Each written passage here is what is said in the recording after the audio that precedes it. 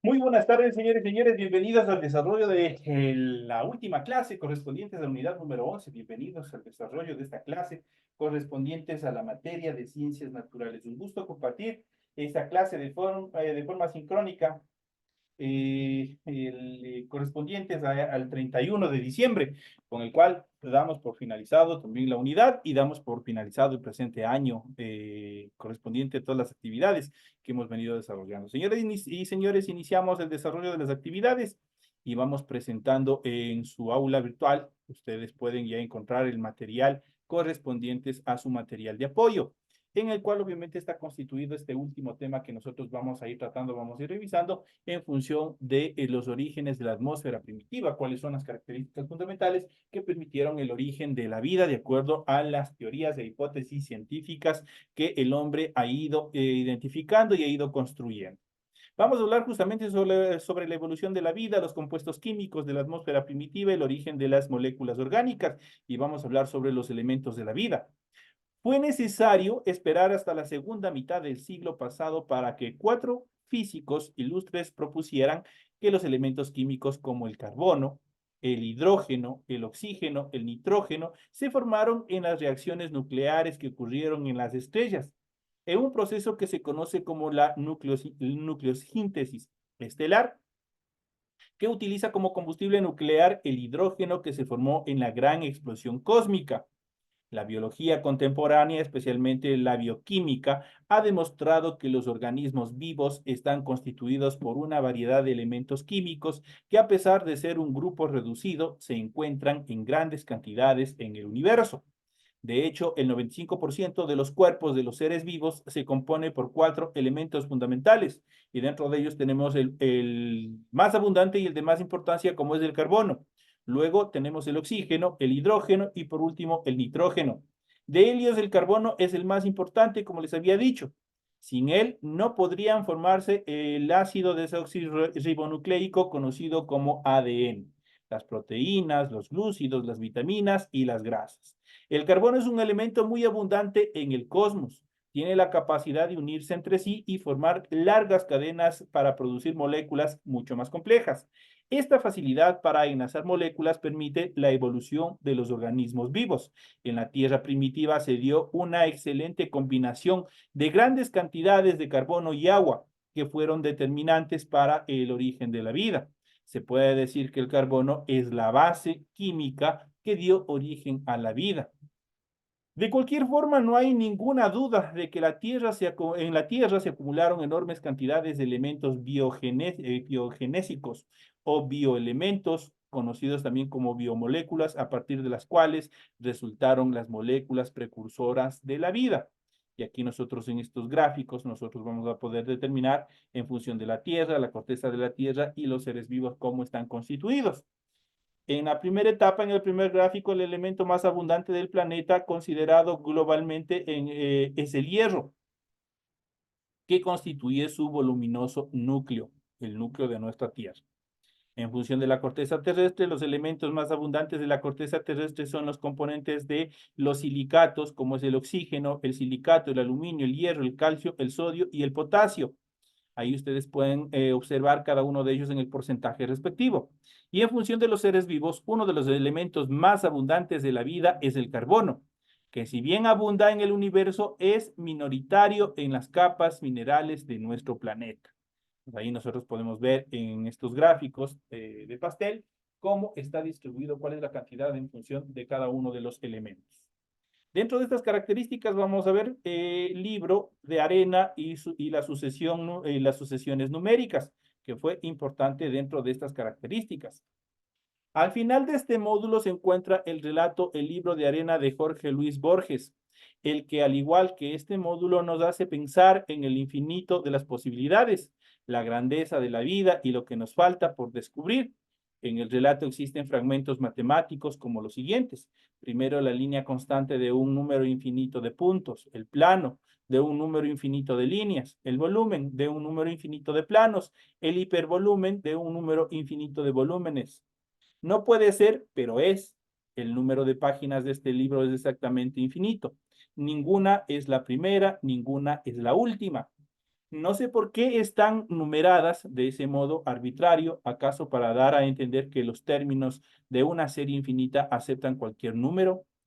El ángulo llevaba una cifra, ya no sé igual, elevada a la novena potencia, por ejemplo. De los tres fragmentos matemáticos que propone el relato, tres están relacionados con los conceptos de la secuencia numérica y también del infinito. Identificamos sucesiones numéricas reales, sucesiones monótonas y sucesiones definidas por recurrencia. En el relato no se proponen fórmulas que definan sucesiones numéricas reales, biológicos, ya que se trata de un relato fantástico, pero nos sirve para reflexionar sobre los números de las páginas del libro de Arenas. El grupo propone un patrón de continuidad de una serie infinita de números. Así que, por favor, si es que ustedes tienen alguna vez la oportunidad, les invito justamente a leer este famoso libro, que es el libro de Arenas de Jorge Luis Borges. Este libro, obviamente, si ustedes tienen la oportunidad de leerlos, les va a dar un poco más, una pauta un poco más determinante en cuanto a cómo, obviamente, relacionan las matemáticas con la evolución que ha tenido también en otro planeta la vida. En cuanto a los efectos sociales de la teoría de la evolución por selección natural de Charles Darwin propone que el ambiente favorece la supervivencia o reproducción de los más aptos frente a las condiciones limitantes del ambiente. Esta idea fue adoptada por fundamento por diversos sistemas éticos y también sociales. Antes de la publicación del origen de las especies de Darwin, surgió el término supervivencia del más apto, frase acuñada en el año de 1851 por Herbert Spencer. Este sustentaba que la supervivencia de los aptos explicaba y justificaba las diferencias de riqueza y éxito entre las sociedades y las personas, defensores del que posteriormente también se conocerían como darwinismo social. Establecieron medidas sociales radicales y a menudo coercitivas en un intento de corregir este desequilibrio. Thomas Huxley dedicó buena parte de su ensayo Evolución y Ética a desacreditar al darwinismo social punto por punto. Huxley comenzó por refutar la ciencia en que se apoya el darwinismo social y más adelante dio paso al argumento o a los argumentos morales. Huxley presentó una serie de pruebas históricas en contra de esta teoría y afirmó que el hecho de que ciertas cualidades se consideraran virtuales o vicios dependía de las circunstancias. Por otro lado, la noción que circulaba se refiere a que los humanos comparten ancestros con otros animales. Muchos defensores de los derechos de los animales expresaron que si humanos y animales comparten la misma naturaleza, ambos deben gozar de los mismos derechos. A lo que Darwin argumentó que las sociedades más compasivas serían las más exitosas y que nuestra simpatía debía extenderse a todos los seres capaces de sentir. En conclusión, el darwinismo social se caracterizó por poseer una variedad de políticas y teorías sociales pasadas y presentes. Pueden ser definido históricamente como la rama de la evolución constituida por una serie de teorías pseudocientíficas que surgen de la teoría de la selección natural de Darwin, a partir de la relación entre las leyes de la naturaleza con las leyes sociales que sustenta la supervivencia del más apto. Entonces, prácticamente esta teoría nos invita también un poco a reflexionar cuál es nuestro papel como humanos frente a los demás seres. Si nosotros hemos podido observar, si nosotros hemos podido ver, el hombre desde el descubrimiento desde su aparición, mucho más antes del descubrimiento de la agricultura, desde su misma aparición, desde su misma conformación en pequeños grupos, se ha dedicado a destruir, a depredar la naturaleza, y obviamente en su afán de mejorar su calidad de vida. Esto lo ha hecho sin medir consecuencias y hoy en día nosotros estamos pagando esa falta de ética, por decirlo de otra manera, que han tenido nuestros antecesores y que han destruido tanto flora y fauna y que hoy muchas de las especies se han extinguido y que por esas circunstancias, por ejemplo, nuestras futuras generaciones tendrán dificultad para su subsistencia.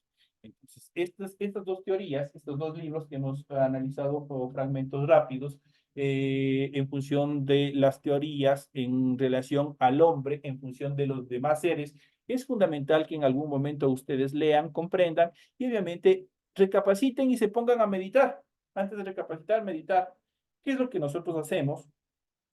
¿Cuál es la labor que nosotros estamos desarrollando en nuestro planeta en función de mejorar nuestro único hábitat que tenemos para vivir? Es cierto que el hombre está desarrollando viajes fuera de nuestro planeta, obviamente en busca de un planeta que obviamente reúna las condiciones de vida de nuestra Tierra, cosa que va a ser totalmente difícil. Si nosotros aquí seguimos contaminando, dañando, destruyendo, matando en función de flora y fauna, vamos obviamente poco a poco a seguir destruyendo nuestro único sistema de sostén para nuestra supervivencia. No vamos a tener donde cultivar, no vamos a tener agua, la atmósfera será bastante reducida por los niveles de contaminación y otras características más. Por eso es fundamental empezar también a recapacitar. ¿Qué es lo que estamos haciendo? Aquí estamos nosotros en todo este proceso educativo que hemos venido realizando, que hemos venido revisando, nosotros hemos ido viendo una serie de teorías, una serie de características en función de qué es los seres bióticos, los seres abióticos, la clasificación taxonómica que se ha dado a los diferentes seres dentro de la naturaleza para poderlos estudiar, la división de reinos y todo lo demás. Es importante ir revisando cada uno de estos temas, pero mucho más que revisarlos y aprenderlos de memoria, es también ver qué es lo que nosotros estamos haciendo, cuál es nuestra actividad, la cual está permitiendo o dando paso a la destrucción sistemática de nuestro planeta, de nuestro entorno natural. Así que hay que recapacitar qué es lo que hacemos. Todos contaminamos, nadie estamos exentos de este proceso.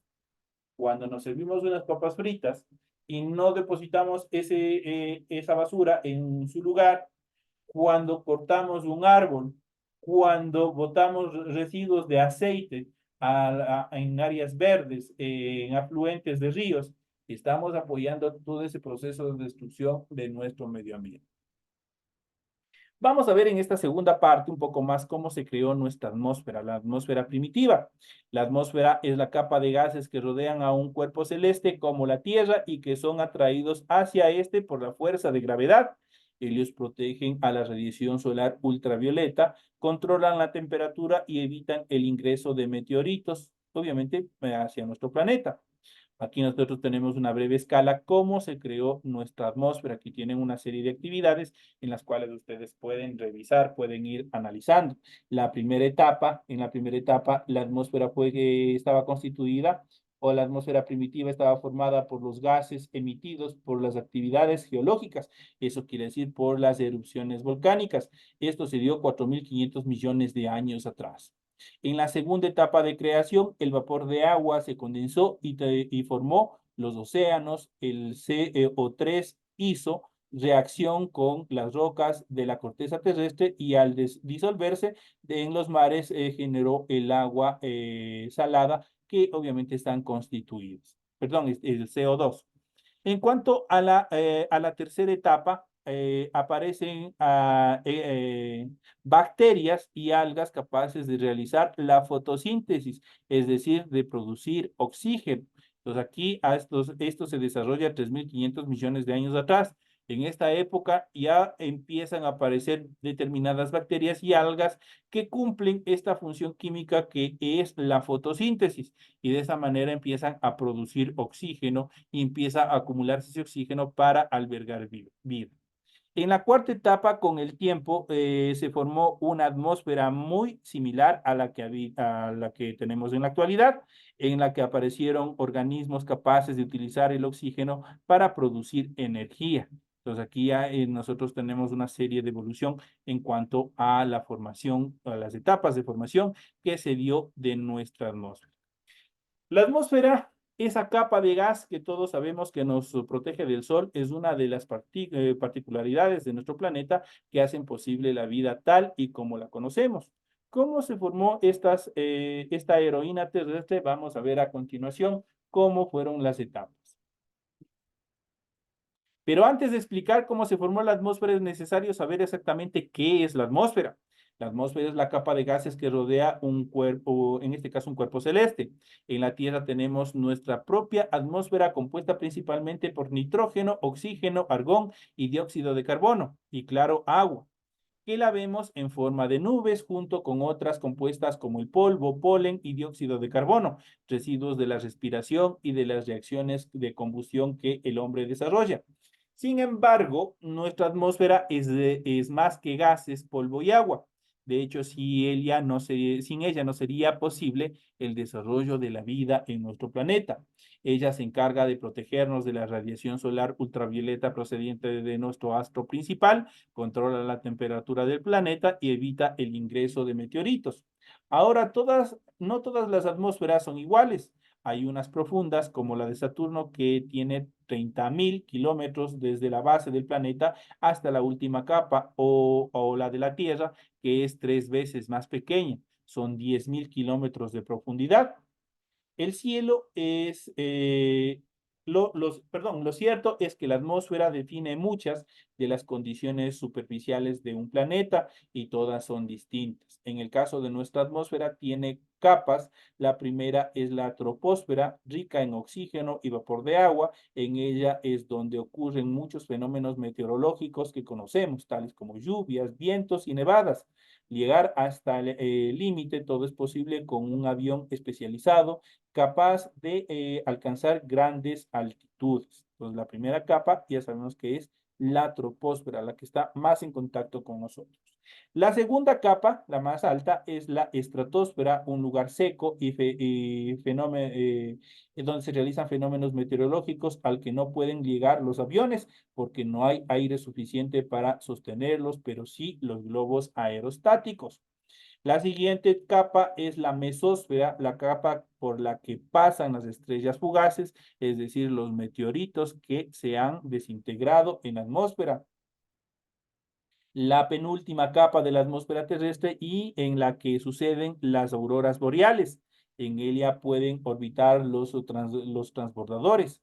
Por último, nos queda la exósfera, que junto con las otras capas protegen y regulan la vida en nuestro planeta. Entonces, aquí nosotros podemos ver las diferentes capas. La más que está en contacto con nosotros es la troposfera. Luego tenemos más arriba la estratosfera, tenemos la mesósfera, tenemos la termósfera y tenemos la exósfera en ese nivel. La troposfera está a 10.000 kilómetros, la estratosfera a 40.000 kilómetros, la mesósfera a 50.000 kilómetros, la termósfera 300 kilómetros y la exósfera a 400 kilómetros de altura. Ahí nosotros podemos ver cada cual, cómo se están constituyendo las capas de la atmósfera en nuestro planeta.